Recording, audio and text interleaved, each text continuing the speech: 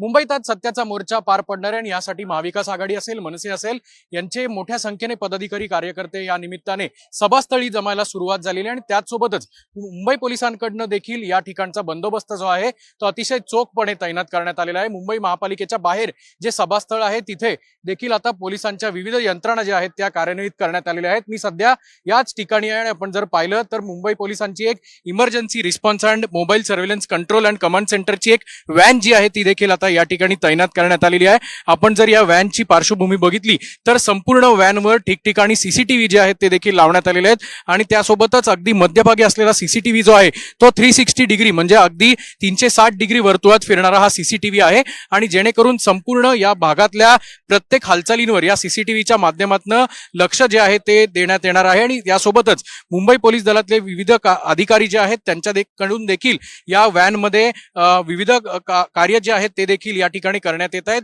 ही अतिशय महत्त्वाची अशी मोबाईल सर्व्हेलन्स आणि कंट्रोल व्हॅन आहे जेणेकरून या संपूर्ण परिसरातली निगराणी ठेवण्यासाठी ही या ठिकाणी तैनात करण्यात आलेली आहे। कुठलाही अनुचित प्रकार घडू नये, कुठलाही गोंधळ गडबड या ठिकाणी होऊ नये म्हणून ही सर्व्हेलन्स व्हॅन जी आहे ती आता मुंबई पोलिसांकडनं तैनात करण्यात आलेली आहे। कॅमेरामन सुमित भोसलेसह अक्षय बडवे, साम टीव्ही न्यूज, मुंबई।